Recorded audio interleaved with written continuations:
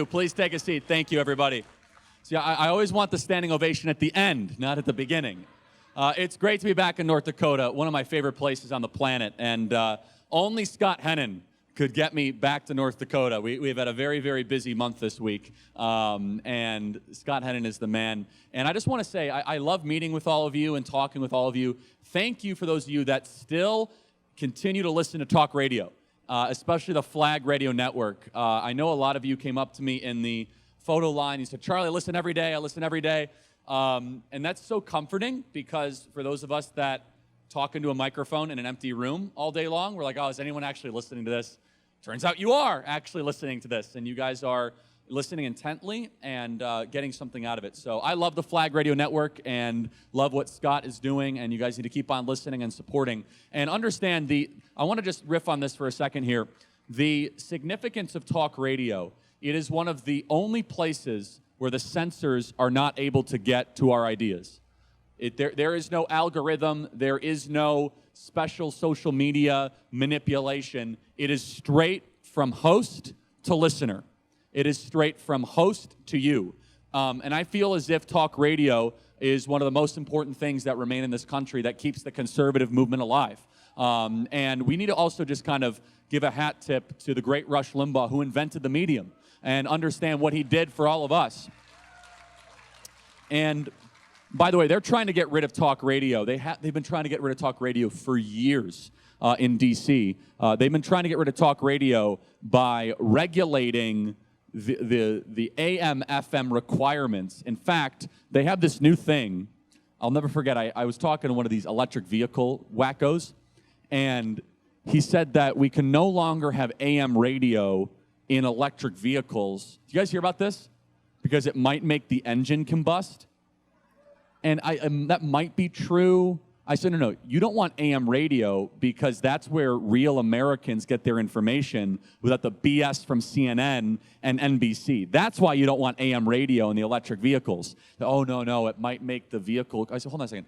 If you're worried about an engine combusting, maybe electric vehicles are a scam and not exactly a great idea. You didn't like that answer at all. But no, thank you guys for listening. It is so important, and support the sponsors on the radio stations. We need to keep radio alive year over year over year. The bad guys have been saying that radio is dead, and we're showing that radio is alive and well, and so is the conservative movement. So honored to be back here, guys. You know, Scott is such a great friend, and Scott says, Charlie, you got to bring some hope here tonight. And so I'm going out of my way to be overly positive tonight. And then just before I get on, Scott says, yeah, you know, my wife said that you put up this great tweet about Biden's executive order and how he's mobilizing the entire federal government, you know, to become a get out the vote arm. And I said, I thought you wanted me to be positive, Scott. So I could talk about all the negative. We're going to do Q&A for quite a while tonight, and one of the longer Q&As I've done in a while, so I look forward to that. But I want to give you 5 positive things, 5 wins, and it's not hopium. Do you know what hopium is? It's hope and opium mixed together, and it feels really good, but it's really bad for you. This is actual positive movements in the country, because I could go through the negatives. We don't have a southern border. We have an illegitimate regime, death of representative government.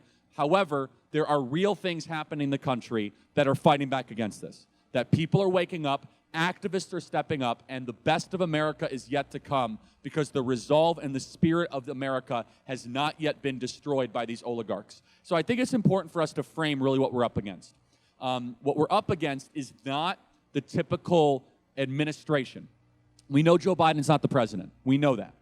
Instead, there is an illegitimate administrative state that is running the country. And there is a better term for it. And it's very interesting. If you turn on MSNBC, which I do every morning, by the way, I record Morning Joe. I live on the West Coast. And I watch him. I say, Charlie, why do you watch that garbage? It's information warfare. You know what they're thinking, what they're saying. You could better understand their next moves. And they'll constantly say, our democracy is under attack. Our democracy is under attack. Now, I know you're with me. We are a republic, not a democracy, and that distinction is critical. We are a republic. Nowhere in our founding documents does it say we are a democracy. However, every time you hear the word democracy, replace it with the word oligarchy. Who said that? You are a good listener of the Charlie Kirk Show. You know what you're talking about, right? I beat that into you every morning. I love it. What is an oligarchy. So a monarchy is the rule of one person. Democracy is supposed to be the rule of the demos, the people. A republic is, yes, the rule of the people, but you have certain unalienable rights that cannot be trampled by the government because God gave you those rights. Government did not give you those rights. But what is an oligarchy? An oligarchy is a rule of the few. And that is the best word to describe the transformation that we are living through right now, is that they are trying to transform us from a representative form of government to an oligarchy. And this has happened not so subtly over the last 20 or 30 years. And I'll prove it to you in one way. Who is an oligarch? An expert is an oligarch. How many times they say, well, experts say that we have to shut down all the schools because of COVID. Experts say you have to wear masks when you drive alone in a car. Experts say you have to get a vaccine that is perfectly safe and effective. By the way, we need massive lawsuits against these vaccine manufacturers for what they did, don't we? Massive lawsuits. And secondly, Fauci should be in prison for what he did when we locked down all of our schools in this country. Someone needs to pay, and I will get into that, the lost generation that was created after we locked down all of our schools. Experts say, trust the scientists. Oh, we have knowledge that you don't have because we went to a special intel briefing. That is not the rule of the people. That is the rule of the oligarchs. And that transformation is so important to understand because what we're fighting for is not a Republican revolution. It's not even a conservative one. Those are nice and we're going to get them. We want a restoration of the founders' intent of the form and the structure of government itself. Because it does not necessarily matter what party is in control. It matters what form of government are they going to be in control of. And if it is a Republican Party that is in quote-unquote control of an oligarchy, they're not actually in control because there's a permanent oligarchy and administrative state that is beneath them that is actually calling the shots. Sidebar, this is why Trump is different and why Trump is a threat to them. Because Donald Trump puts you in the room. Donald Trump increases the awareness and the activism so that the people can retake their government from the despots that have been running it the last 20 or 30 years. That's why he is facing 700 years in federal prison. That's why they're trying to take his business empire away from him. Because you're not supposed to care as much as you do. You're not supposed to know the names of Peter Strzok or Lisa Page or Bruce or Nellie Orr. You're not supposed to care about how bureaucrats work. Leave the business of running the government to the experts, and you guys don't get in the way. Trump disrupted all of that. And that's why they hate him so much, because he represents, more than anything else, a restoration of the founders' promise of citizens running the government, not the government running over the citizens. And that is a profound distinction. So these are 5 important things if we understand our goals. Our goal is to crush the oligarchy. Our goal is to say you do not run the country anymore, but it's going to be the citizens. And this is what drives me nuts, and I think you will agree, that if you do not have leaders that go to D.C., that listen to their voters, you no longer have a country, you have a colony, or you have something else. And we say America first, but it would be nice if the Republican Party started acting in America first ways when we send them to Washington, D.C. And I have polite and respectful disagreements with certain lawmakers here in the state. But I don't know about you, but I want money sent to the U.S. southern border, not to Ukraine, while we are being invaded. So that is the direction we want ahead. And these are 5 wins, 5 things that are happening in real time that are getting us closer. Number 1, I live in the great state of Arizona. There is no path to the White House without winning Arizona, period. You cannot get there unless some sort of a goofy math configuration. Arizona has 11 electoral votes. It was once a red state. We want to bring it back to a red state. I believe Donald Trump won Arizona in 2020, but we could do that during Q&A. But we'll get to election integrity in a different seminar at a different time. So that's a huge topic. In 2020, there were 100,000 more registered Republicans than Democrats in the state of Arizona. Now, just last week, thanks to the hard work of Turning Point Action and grassroots patriots who refuse to give up, there are now 236,000 more registered Republicans than Democrats in the state of Arizona. Now, that's going to be a turnout game. Can we chase the ballots? Can we get them out to vote? I know what you're saying. Oh, Charlie, the elections are corrupt and broken. I will address all of that. But it is harder to steal when you overwhelm the system. And understand, everyone has their role. My role is to make sure that every single patriot goes and votes and gets into the system. I also worry about election integrity, but you can't pick every single fight. Election integrity is super important, but do you know the guaranteed way that we lose? We lose if our people don't show up. But if there's more of our people than not, we give ourselves a better chance so they can't steal it in at 2 a.m. any longer. So Arizona is a massive, massive benefit because the Democrats have been spending hundreds of millions of dollars in Arizona, doing everything they possibly can to try to get Democrats registered to vote. They have hundreds of full-time organizers. Yet despite that, we're being outspent 10 to 1, 15 to 1, 20 to 1.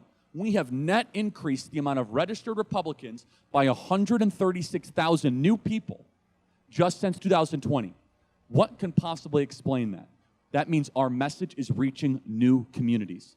Hispanic voters, younger voters, people that traditionally were not Republicans that are moving into the state of Arizona are identifying with our value system and the conservative agenda. Second win I want to share with you, Pennsylvania. So Pennsylvania recently passed a really stupid idea, but it's actually going to end up backfiring on Democrats, which is called the motor voter law, which means if you get a driver's license, you immediately get registered to vote whether you like it or not. And so we said, oh my goodness, this thing's going to increase a bunch of fraud. So there are 67 counties in the state of Pennsylvania. For the first time in recent memory, all 67 counties in the state of Pennsylvania are outpacing with more Republicans than Democrats registering to vote in the state of Pennsylvania for the first time in recent memory. They don't show you this on TV, do they? That's why you got to listen to the Charlie Kirk show. Doom and gloom will break you down, will build you back up, all in 3 hours or less. You know, you got plenty of doom and gloom too, but you got to talk about the good news too. And I just want to take a side note. The attitude that I don't like, that maybe someone here has, is Charlie, it's all over, it's all broken, it's all terrible, that Jesus is coming next Thursday and it's not falling apart, but it's falling into place. And I always say, look, maybe Jesus is coming next Thursday. What do you want to be caught doing when Jesus returns? Running like a coward to the hills or fighting for truth and righteousness and liberty when it matters most? So we are out registering them in Arizona. We are gaining ground in Pennsylvania. The third thing, which is one of my favorites, I want to spend some time on this, is the Democrats had a plan. They plan everything out. Remember, they are central planners. They're oligarchs. They're experts. They go to Harvard, which, by the way, can we finally defund all of these Ivy League schools as being cancers on society? Am I right? Yale, Harvard. We have a rule now at Turning Point. If you're from the Ivy League, you will not get a job. It's that simple. Like, we're not going to hire. If you go to Yale, I'm not hiring you. I immediately think you're a bigot if you went to Yale. I mean, you see what they're doing here? They're taking over these entire schools because they hate Jews that much. That sort of anti-Semitism has no place in decent American society. So, secondly, they have a plan. The plan that they had was this.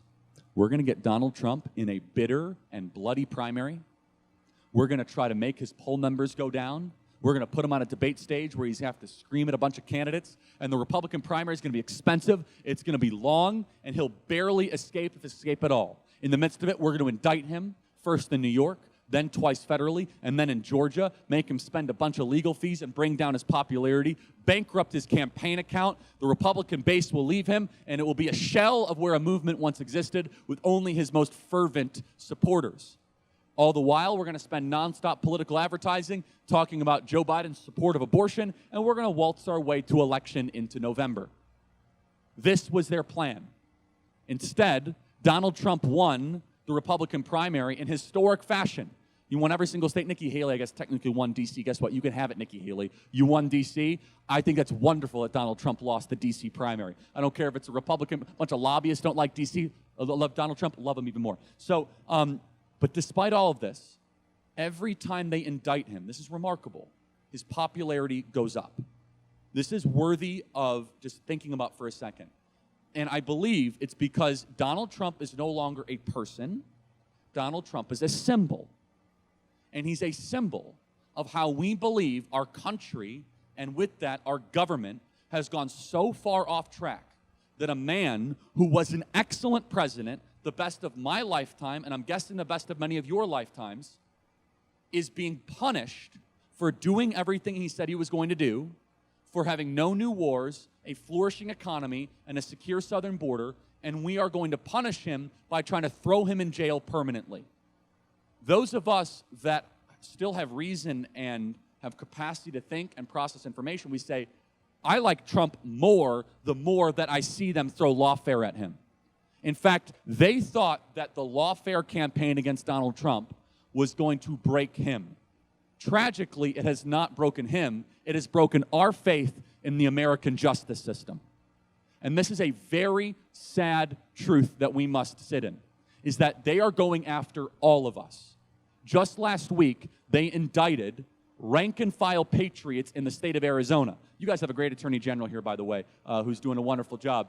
Unlike in Arizona, our attorney general in Arizona, who is awful, Chris Mays, despite the fact that we have an open border, flagrant crime, tons of opioids, Chris Mays indicts 11 people, including the COO of Turning Point Action, Tyler Boyer, who some of you know, he's on our show a lot, who signed a piece of paper saying they wanted to be alternate electors for Donald Trump, a constitutionally protected tradition that was actually used by the Democrats in 1960 successfully.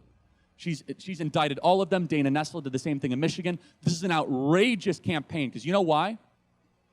All they have left is handcuffs and leg irons. They cannot win the debate about who can run the country better. They cannot win the debate about who is better equipped to govern. And so you might say, but Charlie, that's bad news. It actually shows that they are so desperate, they are willing to desecrate our legal tradition to lock up political dissidents permanently just because they don't like them. And what is remarkable, what gives me hope and gives me faith, because I wasn't sure. I was like, what country are we living in here? I will say I've never had less faith in our government, and yet I have more hope in the everyday American, such as you, because despite all of this, 50 to 51%, 40 to 45%, what state, still support Donald Trump despite everything they've thrown at him. That is remarkable. You've resisted the propaganda. You've resisted the nonsense they've thrown at you. You say, nope, I still support him. You want to indict him one more time? His poll numbers might go up even more. In fact, I don't know about you, when I see him sitting in that courtroom, which he's basically on courtroom house arrest, I think to myself, how did we get to a country where we are that corrupt, we are that broken? And the answer is very simple. It's that we're very close to overturning their oligarchy. That's how we got there. This is a desperate regime using everything they possibly can at their disposal. So Trump's popularity is remarkable. That's the third thing. Fourth positive thing I want to share, which is really important. A recent poll by Axios was done, and they asked everyday Americans, Republicans, Democrats, Independents, would you support Donald Trump's plan to deport all, they even said undocumented immigrants from the country? 51% of all voters say yes, send them all back home. 51%, including almost the majority of Democrats. Now, maybe it's not popular here in North Dakota, but guys, that's huge news. Okay, I guess it's the main, okay. It's funny, when I say that in Texas, they're like screaming and we need to deport every single person who has invaded this country under the Biden regime. We are being invaded on a daily basis. And despite the propaganda, they've thrown everything they can at us. We need to have the largest deportation effort in the history of this country, day one of Donald J. Trump's presidency. We need to have the cartels rounded up, anyone who is in this country illegally. And you would think, oh, we don't have the stomach for it. It shows the opposite. It shows that Americans are demanding this because they are tired of seeing the increase of crime, the overflow of social services, their jobs being taken. But it's more than that. It's an insult for those of you that follow the law. It's an insult for those of you that pay your taxes, that send your kids to schools and involve yourself in school board meetings. It's an insult to all of you that maybe came to this country legally, which is the right way to come, and we need to support that. It's an insult to all of you that say, I want to live in a country that's law-abiding, that you can border jump and waltz into the country 15,000 at a time per day, and somehow you're granted victim status. And to give you an idea how perverse Joe Biden and the Democrat regime is, Joe Biden, at the State of the Union, screwed up Laken Riley's name, the young girl who was brutally murdered while jogging at University of Georgia. He said something of the sort of, I don't support illegals or something like that. He had to go do an interview a couple days after saying, I didn't mean to say that. They're the people who built this country. That's an offensive term. You can look it up. You can fact check me on this. That the priority is given to the criminal and the citizen is de-emphasized. If we do not have a massive deportation effort like any other sane country would, we are no longer a country. You cannot have millions of people break the most fundamental. What does that signal does that send? Your first contact with somebody, they say first impressions matter. Yeah, the first impression is I'm just going to break into your home. Like, okay, yeah, I'm sure you're a nice person. Besides that, like, are you going to pay rent? No. Like, oh, really? Thanks for like taking the car too. Oh, it's all going to get better from here. And what is a tragedy is that they are taking advantage of our generosity in this country. Is that we are a generous country. We are a charitable country. We are a good country. We have great people that sacrificially give to help other people. However, we are not a country that should ever embrace chaos, discord, or the intentional erosion of the rule of law. And when we see that happen on a daily basis, what it does is it makes it harder for us to enforce our other laws. Oh, they come across the border, on the southern border? Okay, I guess looting is fine now, which it is in most American cities, by the way. Oh, I guess you can take up to $900 of goods in San Francisco, and it's a misdemeanor equivalent to running a red light or jaywalking.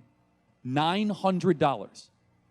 And as I always say, if we would just follow the 10 Commandments and make that the entire federal law book, we would be in a much better place than that garbage that we have right now. Very simple. Oh, you're not allowed to steal somebody's spot to come into America. Got it. Okay, thou shalt not. Oh, you're coveting to come into the country. You want to be? Can't go there. Sorry. Very simple, right? The 10 Commandments, the Decalogue, the rules for life. That right there. Oh, really? You want to have an abortion? Sorry, thou shalt not murder. Can't happen. It's very simple, right? Oh, really? You want to trans your kid? Okay, well, that violates many of the 10 Commandments, including making yourself God over nature. Thou shalt have no other gods instead of me. The point, I'm a little bit of a detour here, but we are living through the excesses of secularism in more ways than one. Final point I want to make here before I spend a little bit of time on the trans issue, which has become a very passionate issue of mine, which I believe is one of the more morally defining issues of our time, is what's going on with young people. Turning Point USA, we have our amazing Turning Point USA leader here doing a great job. Quigley, right? Is that right? What? Quinn, I'm sorry. Quinn, stand up, doing a great job. She's doing a great job. Thank you. And starting chapters across the country and just really doing a great work here. The amount of movement we're seeing with younger voters is remarkable. And in fact, data shows that young men are the most conservative that they have been in the last 50 years. Young men are the most conservative they've been in 50 years. You see that? Those men are knuckle punching back there. Now, young women are an opportunity for us. We've got some work to do, right? They are 4 points less liberal than they were in 2020, so that's good. But they are significantly liberal, and we could talk about that. But there is a right-wing revolution happening with young men in this country. You might say, why? From the moment that they enter school, especially white men, they are told that they are the problem, that it's systemically racist. You have white privilege. You're trampling on indigenous grounds. Oh, you misgendered me. Oh, you talked to a woman wrong and you're toxically masculine. And young men in this country are sick of the political correct crap. They're sick of the hyper-feminized culture, and they want to be men again, and the conservative movement is a vehicle that allows them to be men in this country. And this is a crisis. without, again, I'm talking about positive things in this portion of the talk, but the younger generation is the most depressed, suicidal, alcohol-addicted generation in history. We have the lowest fertility rates of any country in American history this year, lowest fertility rates, below replacement levels. It is the least married generation, the least likely to have children, the least likely to own homes. And I want you to understand for a second, it is easy and tempting to look on TV and think that all young people are those psychopaths that are supporting Hamas. But there are tens of millions of decent young people that are doing the right thing that have been screwed. Let's play the tape back just 4 years. 4 years ago, we shut down a country that we never should have shut down, let alone schools, for a virus that did not threaten young people, with proms and graduations canceled, summer activities canceled, making them a permanently socially isolated generation where they stared at their screen all day long. While they were locked up, no offense, baby boomers got way richer than they ever have. Asset prices went up. Homes nearly doubled in value across the country. The stock market went from 19,000 to now 38,000. A lot of young people don't own stocks. They don't own assets. They were just like, okay, I guess we're locked down wearing masks. By the time they graduate college 4 years later, home ownership is at record low levels for the younger generation. According to Zillow.com, you used to be able to own a home on an average $71,000 a year salary. Now, it might be different here in North Dakota, but I'm guessing there's similar trends. Now, according to Zillow.com, it's $115,000 a year to be able to buy a home. So you have a generation that went 4 years into debt to study things that don't matter, to find jobs that don't exist. While they're not able to even own property, they look around in the dating pool where 1/3 of the potential applicants to date are gay or transgender, and then the ones that actually might want to date, they're like, no, I want to go move to Minneapolis and become a corporate lawyer, and I'll maybe date you in a decade. And so you have a generation that is collapsing. And by the way, the young people are laughing hysterically because we are training our young ladies to go become masculine versions of themselves, to go into the corporate sphere, reject their biological urge to have children and have a family, go move to our major cities, harden themselves, and maybe entertain dating seriously by the age of 32. And we wonder why fertility rates are the lowest they've ever been in American history. Maybe it's because we've turned our back on God's design and say, oh no, don't get married, it's a terrible thing, when we should be the ones celebrating marriage as God's design for all people to have children and to be fruitful and multiply. And that message is a winning message. It's a beautiful message. And young men in particular, and I think as the men go, the women will go, I hope. Meaning that hopefully they'll lead the women along, because it's amazing. If you are a single 30-year-old single woman in this country, you're almost guaranteed to be a Democrat. It's like 85, 90%, right? As soon as you get married, that goes down to like you're 60% likely to be a Democrat. As soon as you have kids, you're a right-wing raging Republican. And we laugh, but we say, wait a second, if I wanted to create a bunch of communist revolutionaries, I would have the three things that are so simple in American life not happen.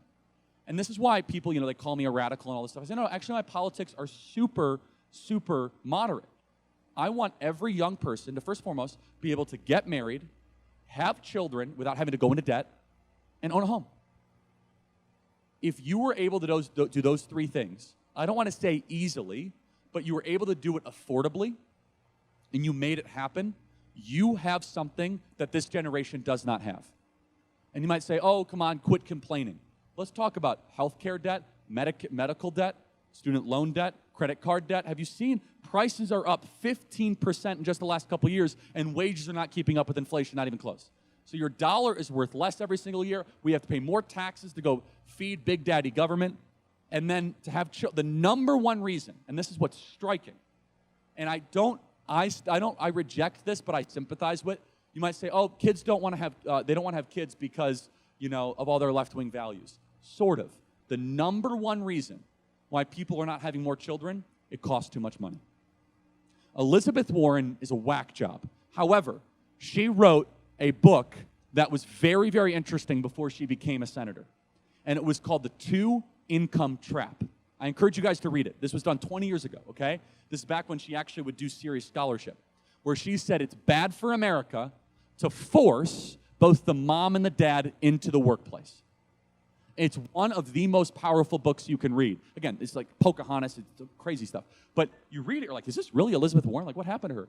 And her argument is this. She said, it's not good for a majority of kids in America to be raised in daycare, which they are, by the way. Okay? I'm not against daycare if you have to do it, totally understand, right? But I don't think anyone can make the argument that's the ideal, okay? And most parents who use daycare say, I wish I would not have to use daycare. In 1985, when many of you were hustling and bustling and making a good living, in 1985, you would be able to support a family of 4 on 36 weeks of work a year. So there's 52 weeks.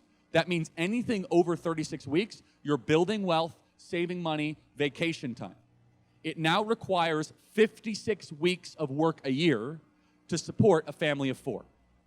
So every year you're getting poorer. And by the way, those are 2 years outdated. I bet it's like 60 weeks of work. So the wife has to go into the workforce.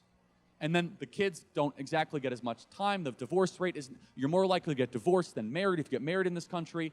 And so this generation says, what's the point? What's the path forward? And here's where it could go one of 2 ways. Is that it could go one way, where we restore home ownership, family formation, having children. Or this sets the table, and this is the danger warning, for a Marxist revolution like you've never seen in this country. If you have a generation of 40 million people that don't own property, that's a generation that will want to take other people's property.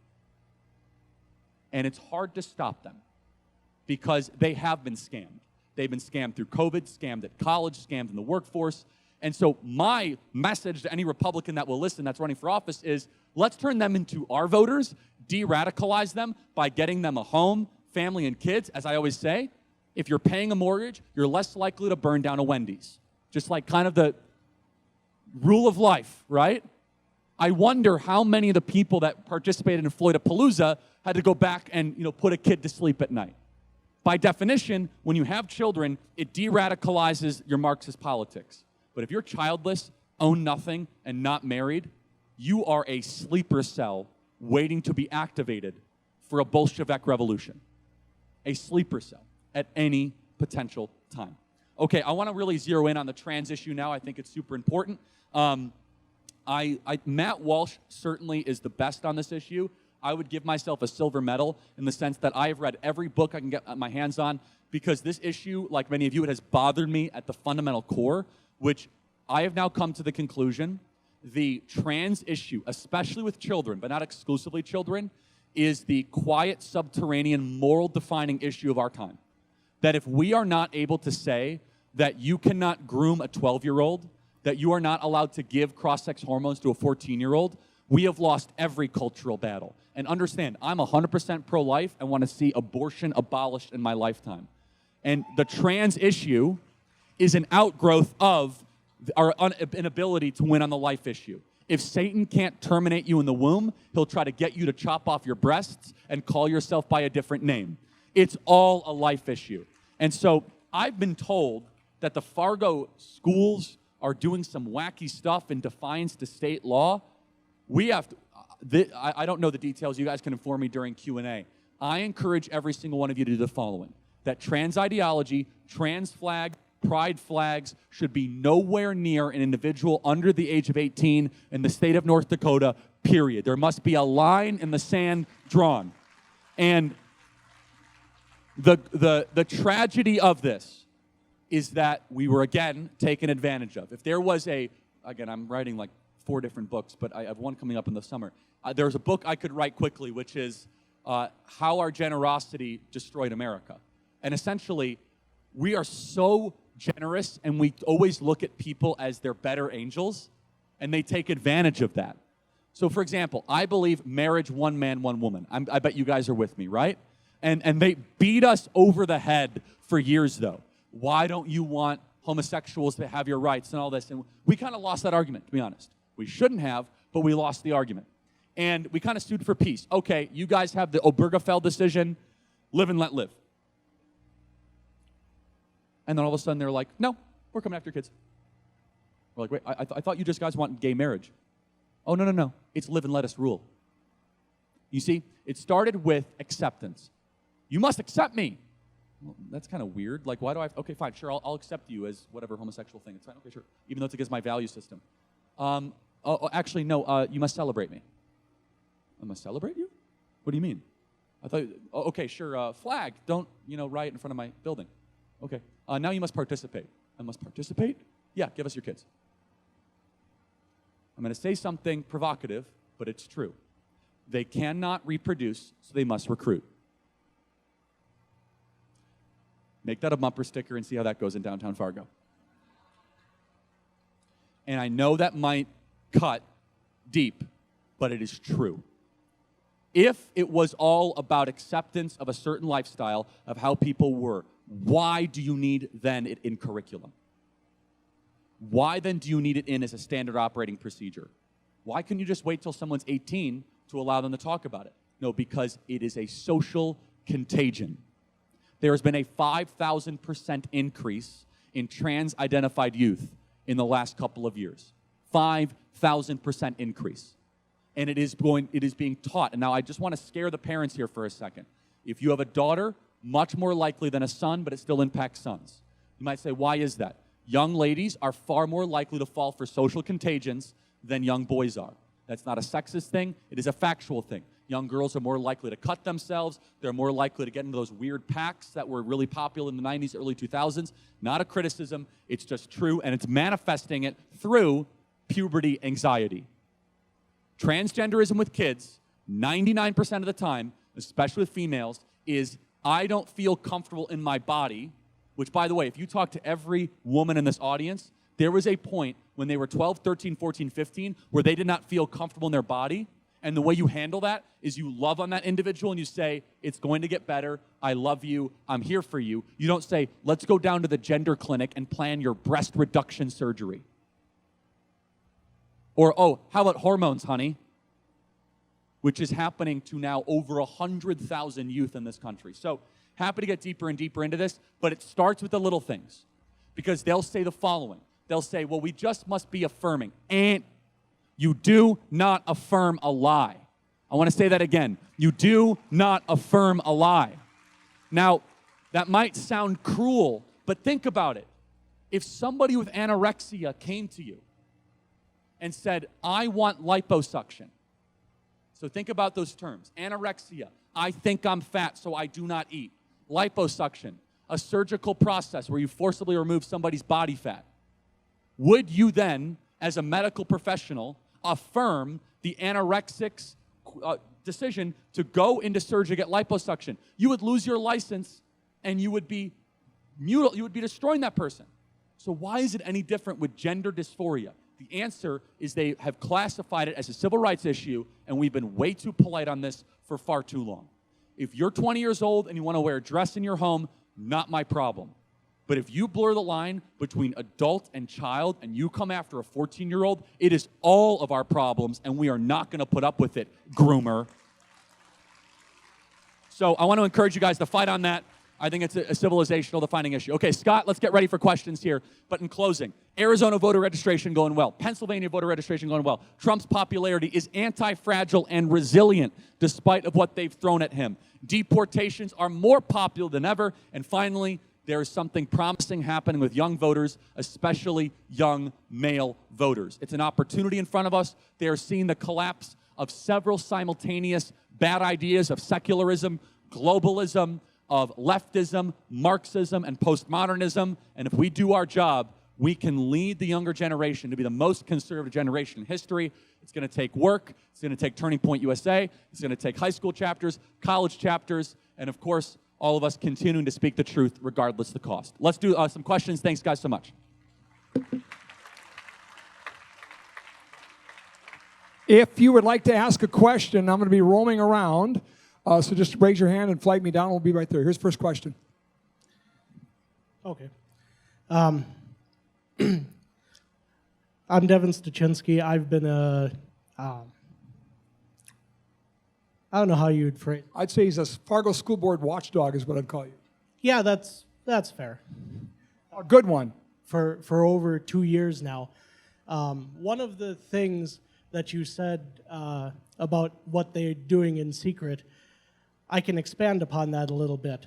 They have this document that has only been seen by about 10% of the staff. It's called their Gender Inclusion Guidelines. And in them expressly, it asks the students whether they should inform the parents or not about all of their gender things. So there's that. I don't really have a... Well, and that's important. So first of all, is that against the law, Scott, here in North Dakota? Are they breaking the law? The Attorney General's in the front row. You better ask him. He's a better lawyer than I am. I don't know. I'm just wondering. Because I didn't mean it facetiously. It could be against parental notification. Remember back to the 10 Commandments. This is why the trans issue is bigger than the trans issue. They seek to obliterate the bond between a parent and a child. In the 10 Commandments, it is the only commandment that involves a promise and your nation. It goes as follows in the original Hebrew. Honor your mother and father so that you may live long in the land of which God gave you. You cannot live long in America if you do not have children honoring parents. Now, without going too deep into, I'm sure you guys are a religious group, so I can go pretty, if you're not actually, you need Jesus, so I'll just keep going anyway. So, which is very important. The word honor in Hebrew is a very interesting word. It literally means to treat heavily, to treat with weight. To carry around as if it's not light. Now, it's interesting. The word to curse in Hebrew is the same word to carry lightly. So if you to curse somebody, you are to carry it lightly. If you're to honor something, it's to carry it heavily. Interesting, the word parent. So honor your mother and father. The word parent, Torah, and teacher are all the same root word in the Old Testament or in the Hebrew Bible. So the parent's role is to teach, as it says in Torah, and to guide the child in which the direction that they are in. It's not the government's role to teach the parent. That's what I'm getting at. Okay. That's I'll do more Bible history in a second. But, yeah. And then the question I had is, next time you're on Tim Pool's show, would you please bring him something positive to talk about, because he's so black-pilled all the time. Yep. See, if I get known as positivity, I will have fought my nature. Not because I'm naturally negative. I'm naturally real. And it is dark right now, okay? But you shouldn't always act how you feel. Fighting your nature is one of the most important lessons of the Bible. It doesn't matter how you feel. You must act in the proper and correct way. So when things seem overwhelmingly negative, okay, they are negative, but there are a lot of positives, and there are a lot of things to hold on to. And we have an election in November, and we have a great candidate, and we still have agency, and Jesus is still on his throne. Yes, next question. All right, back here. Hi, my name's Tanner Smith. I've been a fan for quite a while, so thanks for coming. I guess my question is just in general about, I feel like the conservative movement has just been pointing guns in every direction that we can for a while, and I kind of like the excitement, and I feel like any direction towards the right is good at this point. But something I've been wondering is are we being psyoped at all by this whole movement against like private businesses and corporations instead of focusing on politicians that are not doing the right thing? Every politician, right or left, constantly talks about everyone being influenced by like corporations and things like that, and it seems like we're taking away from actually talking about the people who make decisions instead we talk about businesses. Yeah, so that's a great point. So if you didn't quite track that, it's a lot of social, and it's okay, it's not your fault. It's that if you are under the age of 30 and you're in this room, you probably know all about the Daily Wire drama, yes? If you're over the age of 50, you're like, what are you talking about, okay? The way that young conservatives consume information is profoundly different than how older conservatives consume information. We are unique. We are on 150 radio stations. We're on Real America's Voice, Flag Radio Network, and we're also very popular on social media. So we actually transcend the political generational landscape, one of the only ones that do that. I will say, I haven't engaged in the Daily Wire drama or any of that because they're friends of mine, and I think it's time that we stop shooting at each other as conservative influencers, and we do need to hold our lawmakers accountable more when they do not represent the will of the voters when they go to Washington, D.C., especially here in North Dakota. You guys are a safe Republican state. You guys need to have leaders that reflect your values when you send them to Washington, D.C. Yes, sir. All right. Hi, Charlie. Honored to be here. Huge fan. My name is Christopher. I'm a student at NDSU. I have several professors who are foreign, can hardly understand a word they say when I go to class. And I am Like currently Arab, not passing Chinese? a I'm couple- curious. What? Chinese, Pakistani, whatever. Just most random things. And I can hardly understand a word they say when they go to class. It's quite frustrating. And I'm not passing a couple of my classes right now because of it, and finals is next week. So that's also frustrating. Number two, recently my sister sent me a text and said, "Hey, can you come to the greenhouse next week with me for like a seminar?" And I said, "Why?" She said, "Well, apparently now white straight males are a minority at NDSU. What advice do you have to me to combat these issues at our campus?" Well, so do you guys get like minority protections then? I guess probably not, right? Yeah, that's the irony, right? Is that you might be a minority, but they still treat you as if you're a majority. That's right, because someone always needs to be blamed. I don't even know how to answer the Pakistani professor thing. I'm sorry. So don't go to college is my answer, because it's a waste of time and a scam. So I don't know if that helps at all. But anyway, so that doesn't help. Again, you're kind of proving my point. Can't understand my professors and all this. Okay, you're going into debt for this. Why exactly? Okay, so the second part is important. And I don't like talking about this, despite how the media attacks me relentlessly. But I also say things that are true and are real, because you guys tune in every single day, and you trust me with your time, and you trust me with a lot of other things, with sometimes, supporting organization, whatever, Turning Point. And so I tell you the truth, regardless if it's popular. And there is a war on white people in this country, specifically on young white men. Now, I don't think we should create, our own racial identity group like the left has with BLM. But if we don't acknowledge that the idea of colorblind society is currently under attack, and that affirmative action and hiring practices, it's harder and harder for young, conservative white people, especially, to get into corporate positions, then we are fooling ourselves. And it is a self-hating ideology in our corporate practices, in our federal government, in our college admissions. And so it creates a fair amount of, I'm mad as heck and I'm not going to take it anymore. And the proper way to respond to that, I don't know how to respond to the part that you're now a minority, but here's what I will say. Even though all these things are happening against you, don't allow yourself to act like a victim. And that's very important, because nothing drives me nuttier than when people say, okay, it's rigged against me, what's the point? Give me a bunch of free stuff. You could fix the injustice, which we should do, right? And there's a great new book, by the way, by Jeremy Carl. I had him on my show, which is literally a 500-page book that talks about the war on white people. If you don't believe it, you will be speechless.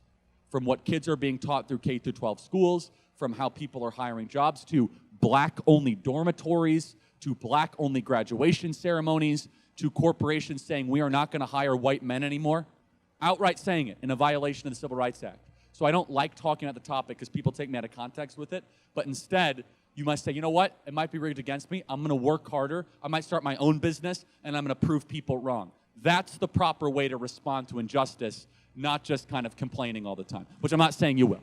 Thank you. Hi, Charlie. My name is Randy. I'm from South Dakota. Again, I just want to give you one of my favorite quotes, and I'd like you to comment on it. Knowledge is gained by study, whereas wisdom is gained by observation. Now, with we have so many educated people who will lack any common sense or any sort of wisdom. With your experience in Turning Point, what have you found is to be the most efficient technique or the most effective argument that where we can get these so-called educated people on the road to wisdom? What a beautiful question. So, number one, the scriptures say that wisdom begins with the fear of the Lord. So if you do not have a fear of an almighty God, you might know a lot of facts and be very educated, but you'll be an idiot. And so that's what I always say. Being educated and wise are two different categories. You perfectly put it in your question. So let's define the terms. What is wisdom? Wisdom is the knowledge of the things that do not change. Better said, wisdom is the understanding of the things that do not change. For example, good and evil. What is a human being? Were we created? Is God in charge? What is mercy? What is justice? What is humility? Who is Jesus Christ? What's in the book of Genesis? Those things never change. So wisdom is the installation of these understandings that are the same in year 2024 than they would be in the year 1774 or in the year 1444. So classical education, I know some of you guys are involved in the Hillsdale School here, is a great way to do it. So wisdom can come of one of two ways.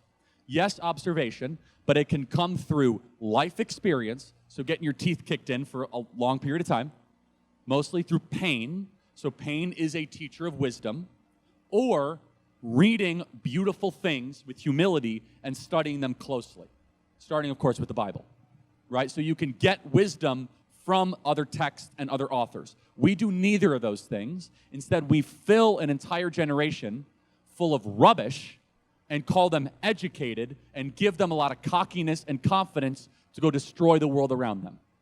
And so they're not a religious generation, they're an increasingly secular one. So what have I found as a way to successfully instill wisdom? Well, here's the teaching, which is you must administer the law to the proud and grace to the humble. So there are a lot of proud young kids that think they know everything. So you must give them the law. Show them where they're wrong, essentially, right? Pick apart their arguments. Ask them difficult questions. Not reject the premise. And stay on them and stay on them. Some of you may have seen my many YouTube videos where we do this, right?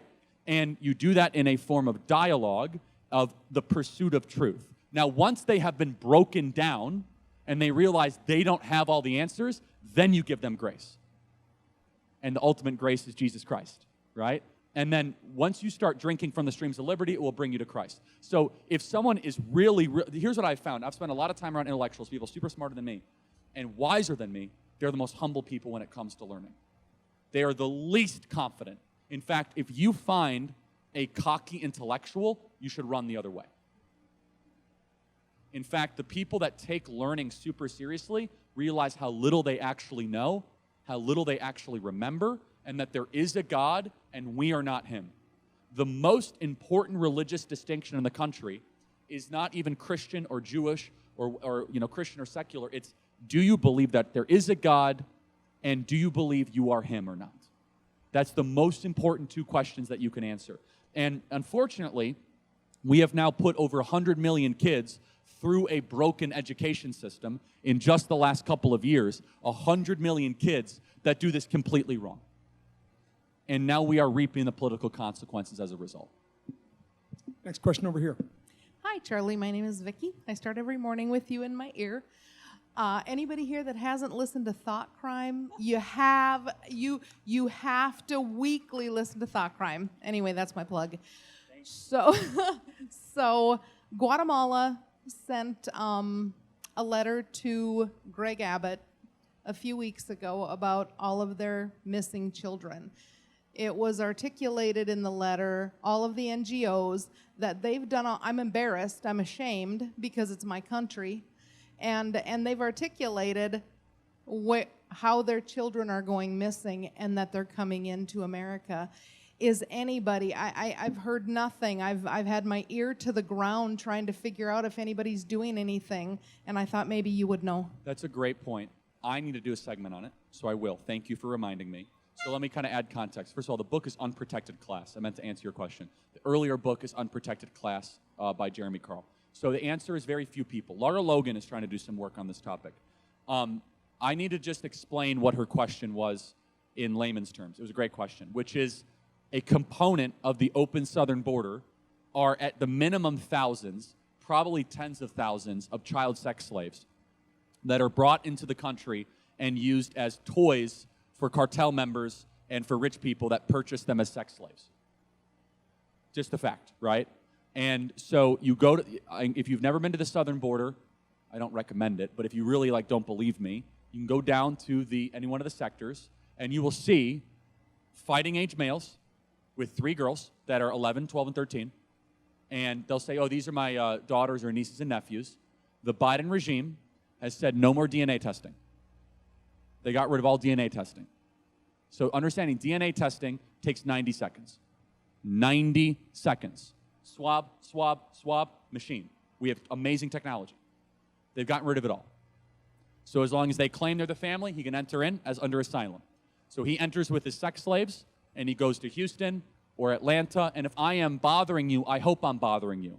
Because we act so pridefully that we got rid of slavery in this country. We never got rid of slavery in this country.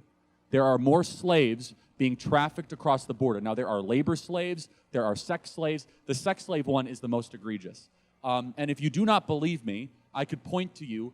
Every so often, you'll see a story, and there was one about 6 months ago, huge raid of a home in Houston where there was a huge brothel, and there were 68 girls that were illegally trafficked into the country that were being used as sex slaves, all under the age of 18, right?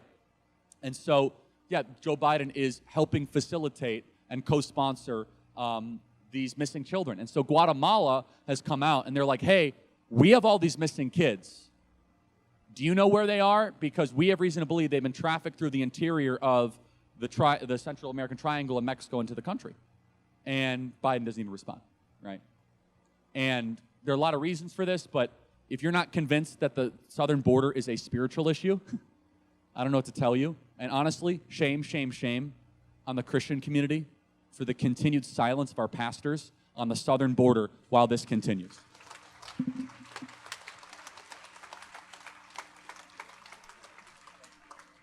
Hey, Charlie. My name is Max. I'm a student at the University of North Dakota, just about an hour up.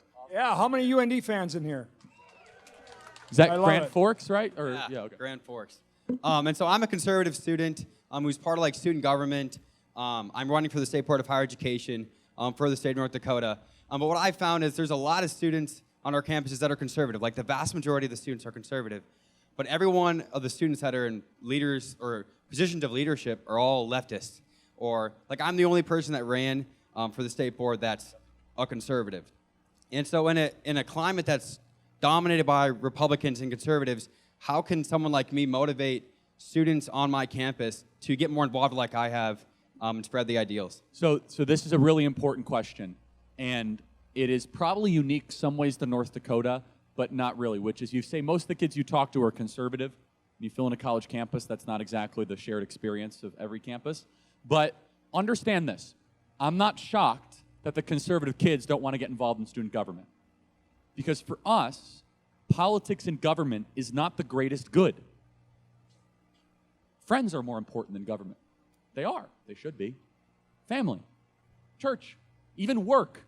Government should be a sideshow that we don't think about, that doesn't get in our way and does their simple tasks, and we don't have to talk about politics all day, every day.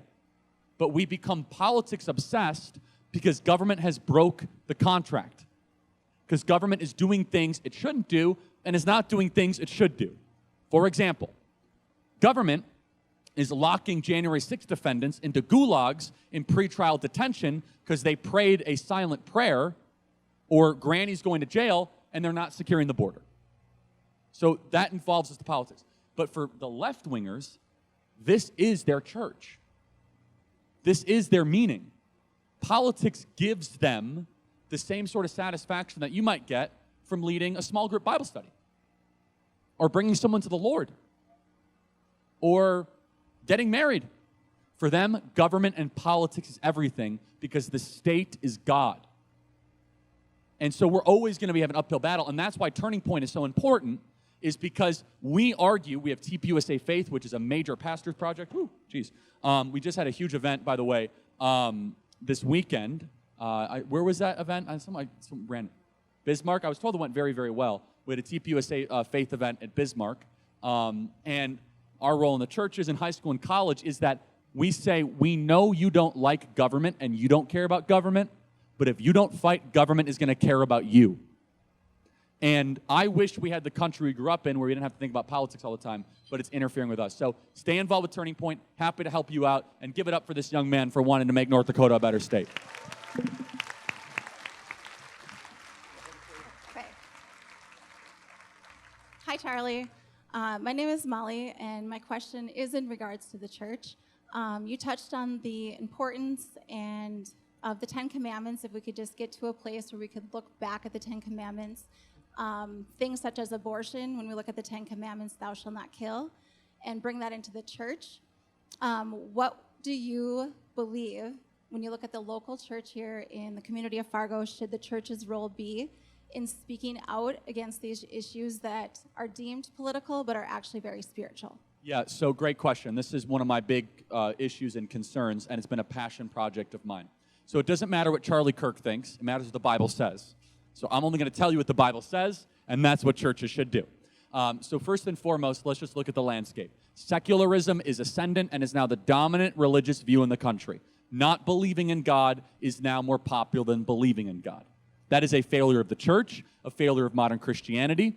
Secondly, we are seeing the tragedy of secularism with transgenderism, abortion, queer theory, critical race theory. These are pseudo-fabricated religions that fill the place.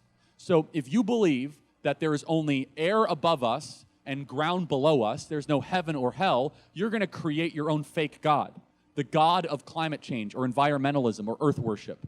The God of anti-racism or the God of self. I can do whatever I want to do whenever I want to do it because that's how I want to do it. And we play into that one way too often, by the way, in the West. And the church has said, well, I don't want to be political. We just do the gospel. What an unbiblical approach that the church has been taking. And I'm going to prove it to you, okay?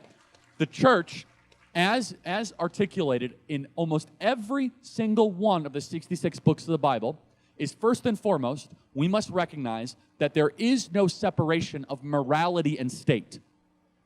So they will say, well, there's separation of church and state. First of all, that's not true. It's not in the Constitution. That was a single letter that Thomas Jefferson wrote to the Danbury Baptist Convention, assuring that the government would not come after the state. However, let's just grant that as a premise, that we're not going to have a national church or a national religion. Wherever does it say there should be a separation of morality and state? Every single law that is passed tries to do good.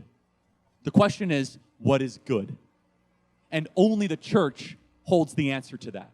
So when the church goes silent on morality, goes silent on what is good or evil, right or wrong, infant or adult, we are then saying the distinctions or the moral order that God has created with his perfect and pleasing will is not important because the church wanted to be popular instead of biblical.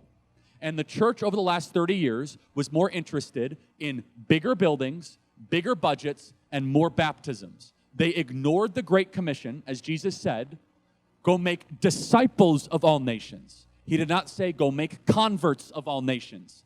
Discipleship is hard. Discipleship is deep. Discipleship takes time. Discipleship is nurturing a plant that will grow that you will not even see when you die go to its full capacity. So what does the Bible say? First and foremost, we must be counselors to the king.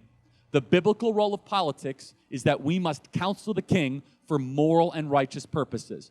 Daniel, Esther, Mordecai, Nehemiah, Jeremiah, Joseph, they were all counselors to secular government for God's purposes. Secondly, Jeremiah 29:7, it says, demand the welfare of the nation that you are in because your welfare is tied to your nation's welfare. That is an explicit teaching that God tells you to care about your nation, your community, and what's happening around you. Thirdly, my favorite verse, Psalm 97:10, which in the Hebrew is done in the command form. If you love God, you must hate evil. How many American churches are actively even talking about what evil is, talking about what sin is, let alone hating evil? Final point, and I could go on from this, which is that the church must shape culture, but unfortunately, the culture has been shaping the church. Is that the church needs to be salt and light, as Christ our Lord said. What do salt and light have in common? They change the environments they come in contact with. They'll make Fargo more Christian. That has not happened. They'll make Fargo more glorifying to God's perfect and pleasing will. So how do we do that? That means there is a role for Christians to run for government and for churches to express political opinions explicitly and say that this party believes that, this party believes that, vote this way and not this way. You might say, oh, what about the Johnson Amendment? Happy to get into that. That's kind of a wonky question. Here's the point. If you are worried about losing your 501c3 status as a pastor, you should not be a pastor because you fear the IRS more than the government. We have pastors. We have pastors that have a far bigger wardrobe budget than a book budget. We have pastors that think church is a rock concert with nice coffee and organized parking. when we need a hot gospel. We need the law will bring you to Christ. What did I say earlier? Law to the proud, grace to the humble. How can you teach salvation if people do not know what they're saved from? You cannot teach redemption if you do not know sin. You're just then teaching a best help seminar to a generation to say, hey, Jesus will increase your 401k and Jesus will make sure you get that next job. That is not true. Your life may materially improve if you invoke God's perfect teachings into your life, maybe. That doesn't make you as if tragedy won't hit you, and that makes converts not become disciples long term. So what should the church do? The church should be salt and light. They should be explicitly biblical in all of its stands, which is, number one, we're never going to allow the church to be called non-essential again. When weed dispensaries, liquor stores, and maintenance stores are allowed to remain open and the church is closed. Number two, life begins at conception with no exceptions, and we are going to be pro-life through and through. And number three, that God created male and female with certain distinctions, and we stand against the transgenderism, which is an ideology from the pit of hell that destroyed God's perfect distinctions that he set up in his word. And that's the short answer, by the way. So, all right, we'll go about 10 more minutes, right, Scott? Yes, sir. Hi, Charlie. My name is Lexi. Huge fan. I wanted to reflect back on something you said earlier in your talk about the hyper-feminized culture and how it is harming and angering young men in our society, especially in the college environment. My question is, as a woman who does not align with modern feminist concepts, I guess, what is your advice for those of us that are trying to fight against modern feminist culture and trying to restore proper balance between men and women and not this equality that they're fighting for? It's a great question. Thank you for that. And by the way, if modern feminists spend as much time hating men as instead of doing that, they should just, like, I don't know, stop men who think they are women from coming into their locker rooms. Country would be a much better place. But anyway, it's so funny to me. They're like, we hate men unless you think you're a woman and you're one of us. I'm like, what is that all about? It's very bizarre, very weird. I still haven't figured that out. I've asked Alana. It's a great question. What can you do? Well, first and foremost, you have to live out the micro, which is look for a serious marriage partner as early as possible. Try to get married as early as possible, have a ton of kids. Now, parents don't like when I say this, because that's why you're also responsible for the declining fertility rate. Parents who say this, it's very funny. Parents are like, don't tell my kid to get married too young. I was like, do you want grandkids? And they're like, oh, yeah. I said, well, okay, if you wait till over 30, it's a 50-50 chance. And they're like, what do you mean? I was like, you realize it's not a sure thing, first of all, with fertility rates and the garbage that we're eating and with the vaccines and with all this nonsense that we have, that your kids will even be able to have children, okay? Secondly, are they going to be able to find a partner over 30?